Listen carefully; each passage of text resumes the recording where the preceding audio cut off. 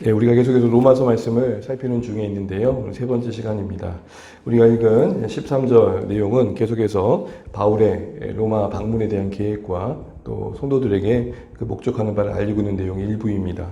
13절을 보시게 되면 이렇게 되어 있죠. 형제들아, 내가 여러 번 너희에게 가고자 한 것을 너희가 모르기를 원하지 아니하노니. 바울의 서신에 좀 익숙하신 분들은 바울이 이 표현을 자주 썼다는 것을 알고 계실 것 같습니다.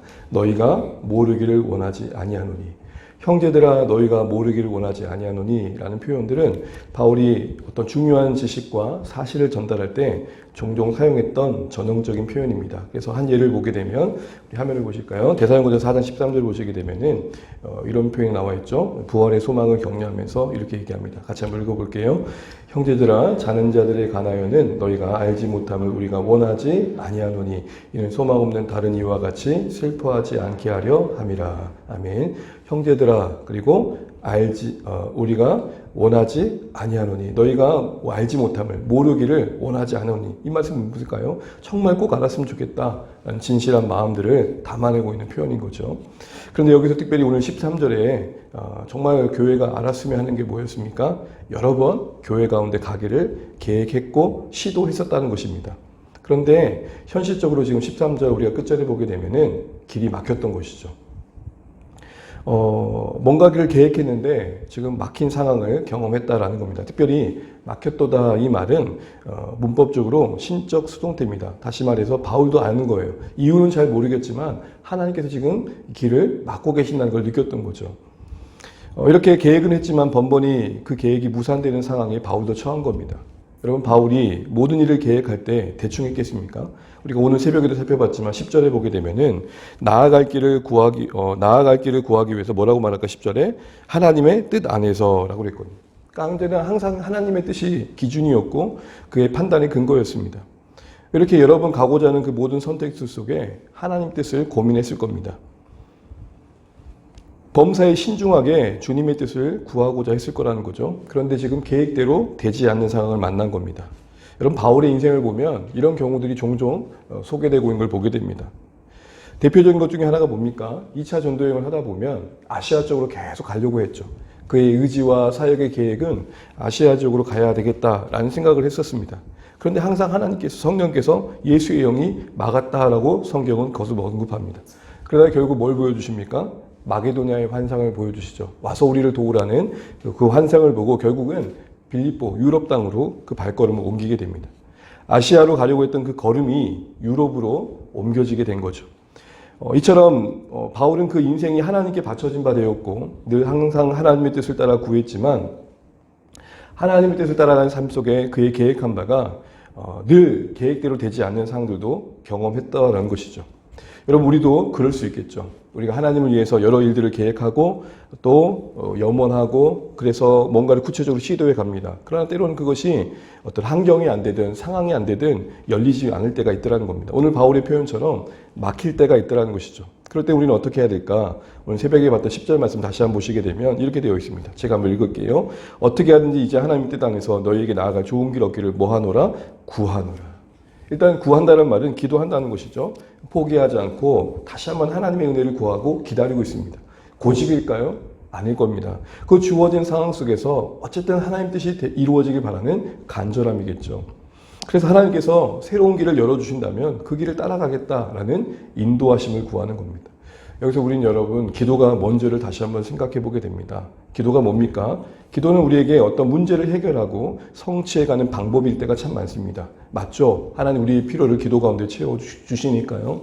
그러나 여러분, 기도의 본질은 하나님과 동행하는 것이고 그 하나님과 동역해가는 과정이 되어야 한다라는 것입니다. 바울은 사역을 계획하면서 하나님 뜻을 고민하다가 어떤 선택을 했을 겁니다. 그런데 계속 시도했지만 여러 번, 한두 번도 아니고 여러 번 막히는 경험을 합니다. 그런데 그 과정에서 신념이 꺾이거나 하나님 앞에서 이럴 거면 저 못 해먹겠어요 이렇게 말한 게 아니라 하나님 앞에서 상황은 막히지만 늘 열려있는 하늘을 향해 기도하면서 이렇게 막히는 하나님의 섭리가 뭘까를 고민하며 만들어 가시는 그 길을 따라 가고자 했던 것이죠. 그러니까 결국 일을 이루는 게 목적이 아니라 그 일 가운데 하나님과 동행해 가는 게 목적일 때 우리의 기도가 진실해지는 것이죠. 때로는 우리의 기도의 의지가 꺾일 때가 언제입니까? 이 기도의 효력에 우리 스스로가 낙심할 때 아닙니까? 아니 도대체 이 정도 기도했으면 응답해 주셔야 되는 거 아닌가?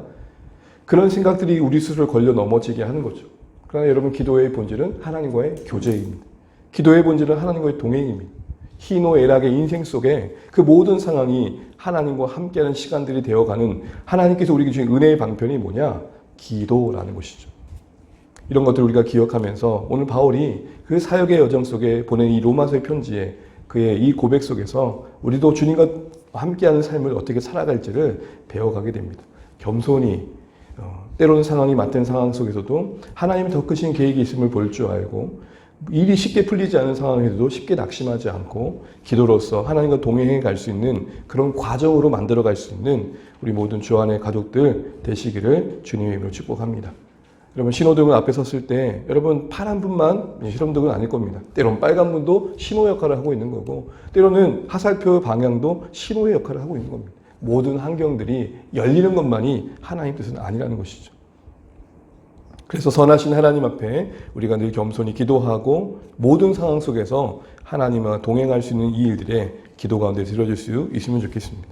여러분, 이렇게 여러 번 시도했던 목적이 뭐였습니까? 우리 13절에도 언급됐지만 15절에도 이렇게 표현되어 있습니다. 우리 15절 같이 한번 보실게요. 15절. 그러므로 나는 할 수 있는 대로 로마에 있는 너희에게도 복음 전하기를 원하노라. 13절에도 언급했지만 이방인 중에서 같이, 이전에 이방 땅에서 사역했던 것 같이 복음으로, 그가 전한 복음으로 교회가 열매 맺었던 것처럼 지금 로마 교회도 그렇게 되기를 바라고 있는 바울의 모습을 보게 됩니다.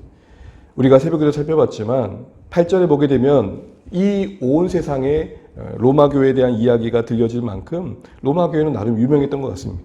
바울이 가는 곳곳마다 로마 교회가 칭찬받는 이야기를 들었던 거죠.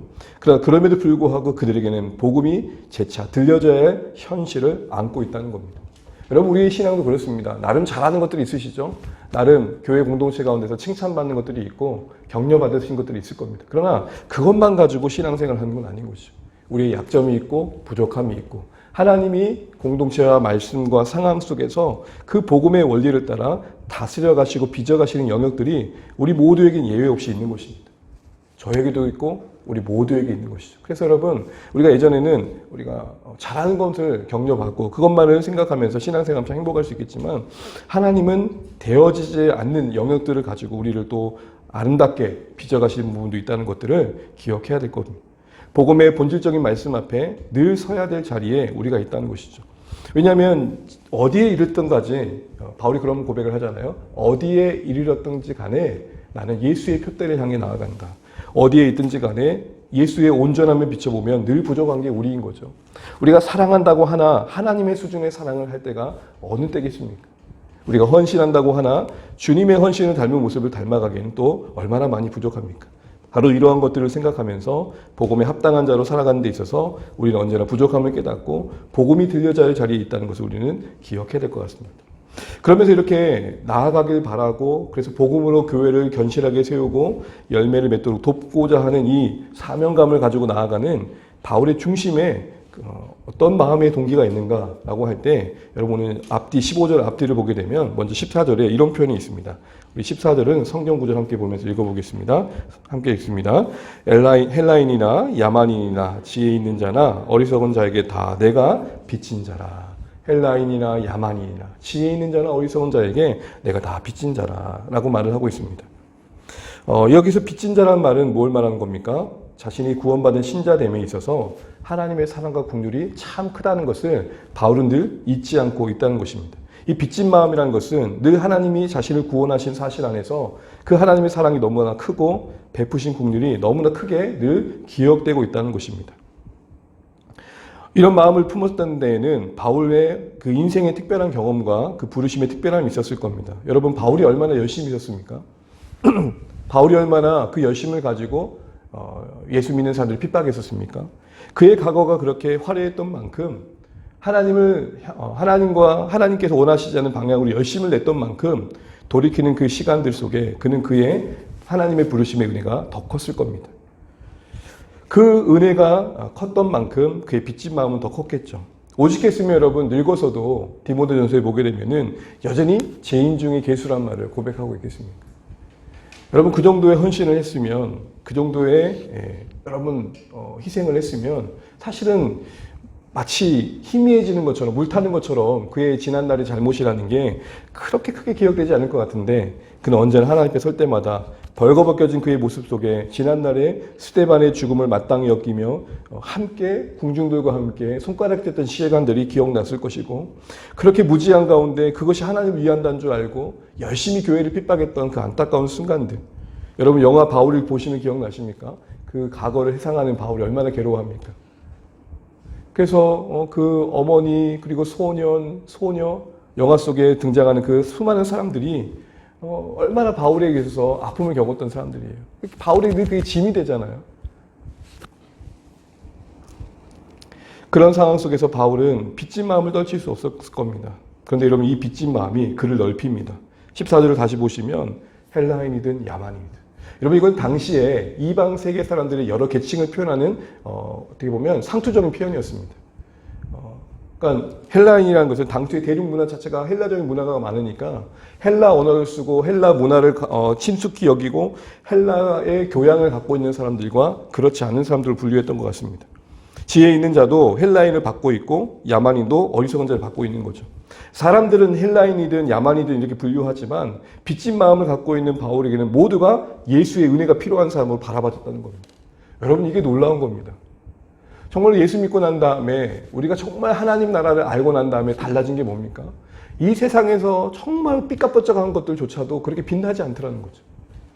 당시 이 헬란이라면 나름 교양인일 것입니다. 나름 뭔가 사회적으로 떳떳하게 뭔가를 말할 수 있는 계층이 있는 사람일 것입니다. 근데 여러분 바울에게 그게 보이는 게 아니라는 거죠.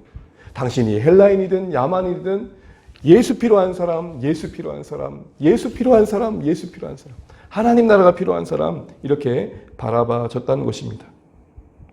이러면서 또한 그의 이런 고백 속에서는 이런 마음도 깔려 있을 것 같습니다. 나 같은 사람도 변화시켰는데 저 사람들도 변화시키지 못하겠어? 헬라인이든 야만이든 하나님께서는 가리지 않고 부르신 영혼들이 있다면 그 안에서 복음의 능력은 나타날 거야. 그런 마음도 함께 담겨있는 표현인 거죠. 이런 빚진 자의 심령이 여러분 바울에게만 있을 이유가 뭐가 있겠습니까? 우리가 동일하게 예수 그리스도 안에서 구원받은 신자로서 우리의 구원을 생각할 때 여러분 무엇을 떠올려야 될까요? 하나님의 은혜 외에는 아무것도 떠올릴 수 없을 것입니다. 하나님의 사랑 외에는, 하나님의 긍휼 외에는 그 무엇도 우리가 내세울 만한 것이 없을 것입니다. 이 빚진 마음이 그러기에 복된 마음입니다. 이 빚진 마음이 그러기에 축복된 마음입니다. 여러분 부요한 마음, 무언가로 가득 채워진 마음에 여러분 많은 것들이 담길 것 같지만 희한하게도 여러분 그 부요한 만큼 우리는 하나님의 은혜를 담을 수 없다는 것을 기억해야 될 것입니다. 그래서 여러분 심령이 가난한 자가 복이 있다라고 말씀하시지 않습니다. 역설적이지만 하나님 앞에 두 손 들고 항복한 심령이 더 많은 것을 담을 수 있다는 것은 놀라운 신비입니다. 바울에게만 이 마음이 아니라 우리에게도 있을 이 마음이면 합니다.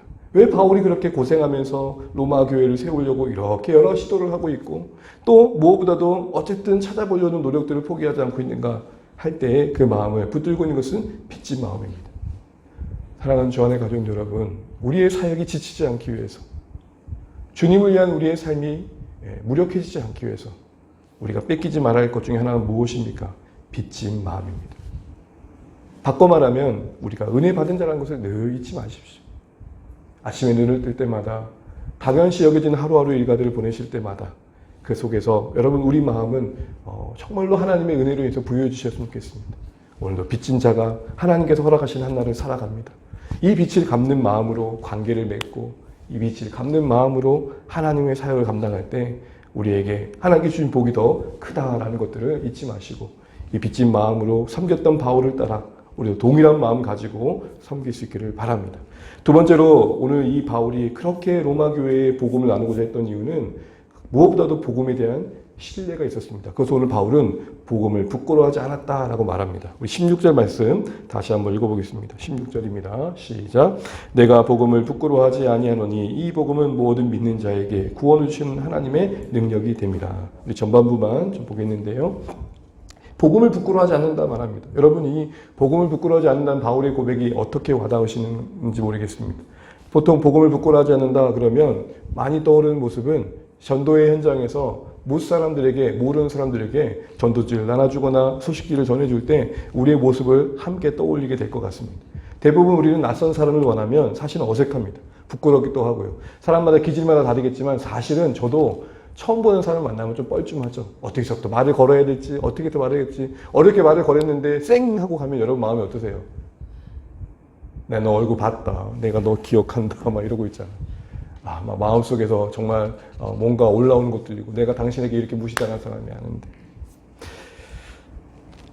그런 어떤 담대한 마음을 우리가 가져야겠다라는 생각들을, 그런 현실들을 경험하면서 가게 됩니다. 그런데 그런 마음들을 갖도록 이 말씀을 도전하면서 이야기할 때가 있습니다. 전도의 열매를 맺기 위해서는 담대해야 됩니다. 그러면서 전도 훈련 프로그램에 이 말씀을 딱 하면서 바울도 복음을 부끄러워하지 않았습니다. 여러분 창피하게 생각하는 것은 말이 안 됩니다. 라고 하면서 마치 강한 훈련을 하는 데 있어서 이 말씀을 가지고 동기부여할 때가 있습니다. 여러분도 이제 혹시 전도 훈련 받아본 줄 알겠지만 저 같은 도 전도 훈련 받다 보면 큰 소리로 기꺼이해서 외치는 경우도 있고 또 낯선 사람도 한 두세 명씩 만나가지고 복음을 전하는 훈련을 할 때가 있었습니다. 그때마다 이 말씀을 가지고 얘기하는 거죠. 복음을 부끄러워하지 마십시오. 적합한 말씀처럼 보일지 모르지만 사실 오늘 본문의 내용은 그런 차원의 내용이 아닙니다. 바울은 지금 복음의 전도를 부끄러워한다라고 말하고 있는 게 아닙니다. 여러 사람들 앞에서 능수능란한 말솜씨로 전도하지 못해서 참 부끄럽다. 내가 복음을 그렇게 전할 수 없어서 참 창피하다. 난 그렇게 지금 창피해하지 않다. 나는 누구 앞에서도 말을 잘할 수 있고 누구 앞에서 담대히 복음을 전할 수 있다. 그런 얘기를 하고 있는 게 아니라는 것입니다. 오히려 반대의 내용을 보고 있다라고 말할 수 있습니다. 왜냐하면 오늘 지금 본문에 복음을 부끄러워하지 않는다 이 말은 복음을 전할 때 어떤 화술, 말주면, 대인관계의 기술이 복음의 열매를 맺게 하는 근원이 아니라 복음의 열매는 복음이 맺는다라고 말하고 있는 내용이기 때문에 그렇습니다. 복음의 열매는 복음이 맺는 것이다. 본문을 다시 보시면 바울은 복음을 부끄러워하지 않는다 했지, 복음을 부끄러워하지 않는다고 했지 전도를 부끄러워하지 않는다고 하고 있거든요. 또한 복음을 부끄러워하지 않는다 이 표현에 이 부끄러워하지 않는다는 말의 원어의 무슨 의미였냐면 실망하지 않는다는 겁니다. 나는 복음의 은혜와 복음이 약속한 소망과 복음의 능력을 실망하지 않습니다. 이 말이 무슨 말이죠? 나는 복음을 신뢰합니다. 지금 이 얘기를 하고 있는 것이죠. 그러니까 그렇게 보면 누군가에게, 모르는 사람에게 복음을 전할 때 바울은 저는 창피해하지 않습니다. 여러분도 담대하십시오. 좀 그 얘기하고 있는 게 아니라는 겁니다. 복음 그 메시지에 대한 자신의 마음을 고백하고 있는 것이죠. 그래서 여러분 이 부끄럽지 않는다는 표현을 로마서에 다른 곳에도 하고 있는데요. 그 다음 화면을 보여주시면 로마서 5장 5절 같이 한번만 읽어볼게요. 먼저 개역 개정으로 한번 읽어봅니다. 시작. 소망이 우리를 부끄럽게 하지 아니함은 우리에게 주신 성령으로 말미암아 하나님의 사랑이 우리 마음에 부은 바 됨이니. 아멘. 여기 부끄럽게 하지 않는다는 말이 같이 나와 있죠. 근데 이걸 세번역에서 이렇게 표현합니다. 같이 한번 읽어볼게요. 이 희망은 우리를 실망시키지 않습니다. 네, 여기까지. 부끄럽게 하지 않는단 말을 조금 더 바꿔보라면 복음을 나는 실망하지 않습니다. 복음이 나를 실망시키지 않을 것을 나는 확신합니다. 복음이 우리에게 뭘 약속하죠? 죽어 세상 떠날 때 하나님 나라에 들어갈 걸 약속합니다. 그걸 나는 분명히 믿는다 이 말입니다. 복음 안에 담긴 하나님의 사랑을 신뢰한다는 말입니다. 복음 안에 담긴 하나님의 긍휼과 은혜를 확신한다라는 말입니다. 뻘쭘해가지고 부끄러워서 아유 쭈삣쭈삣대면서 복음 전도지 전할 때 복음을 부끄러워하지 마십시오. 그런 차원의 이야기를 하고 있는 게 아니라 나는 복음 그 자체를 확신합니다. 복음에 대한 바울의 신뢰의 고백을 하고 있는 것이죠. 여러분 여기서 우리는 다시 한번 돌아볼 것들이 있습니다. 하나님께서 예수 그리스도를 통해서 우리에게 구원을 주시는 그 은혜를 나는 얼마나 신뢰하고 있는가. 우리가 지금 복음서 로마서를 보면서 말하는 게 그거 아닙니까? 복음은 하나님이 예수 그리스도로 우리를 구원하시는 사건이다. 그래서 복음이다. 그 일하심에 우리의 그 어떠한 것도 관여되어지지 않는다. 지금 이 얘기를 하는 거 아닙니까? 전적인 하나님의 은혜가 우리를 구원하시는 근거가 됨을 우리가 지금 듣고 있습니다. 우리는 그걸 얼마나 신뢰하고 있는가라는 것이죠. 그래서 여러분 어떤 그 당시의 상황 속에서 헬라인들은 이 예수님의 복음의 그 사건을 되게 어리석게 여겼습니다. 왜가 어리석게 여겼죠? 그 십자가의 복음이 실패처럼 보였거든요. 강함을 숭상하고 지혜를 숭상했던 헬라인들 입장에서는 되게 미련해 보였거든요.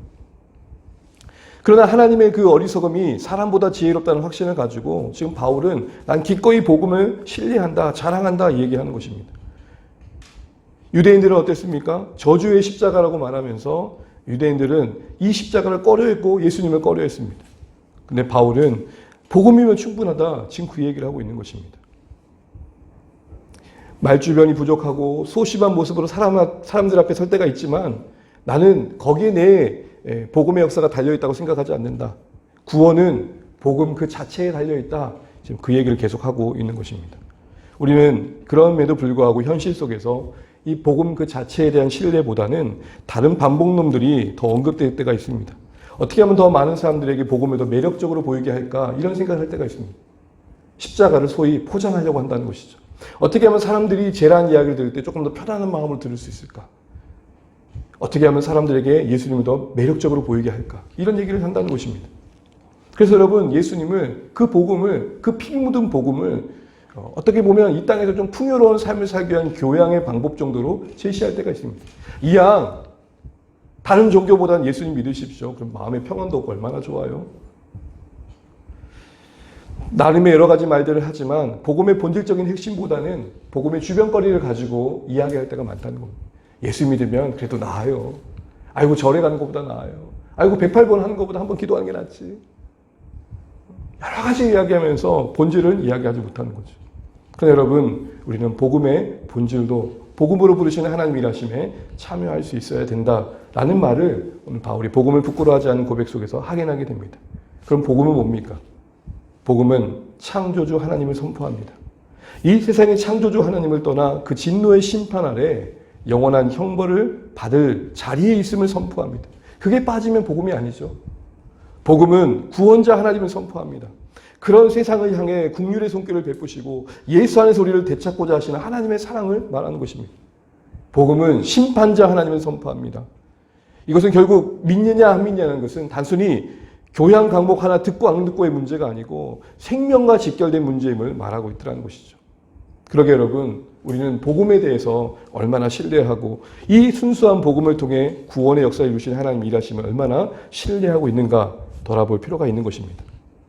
복음을 상품의 관점에서 어떻게든 잘 포장해서 잘 팔아야겠다 이런 생각들이 아니라 복음은 복음으로서 충분히 하나님의 구원을 이루신다. 이 신뢰 가운데 우리가 복음을 부끄러워하는 것이 아니라 복음을 신뢰하면서 하나님의 나라에 참여해 갈 수 있는 모습이 있어야 한다는 것이죠.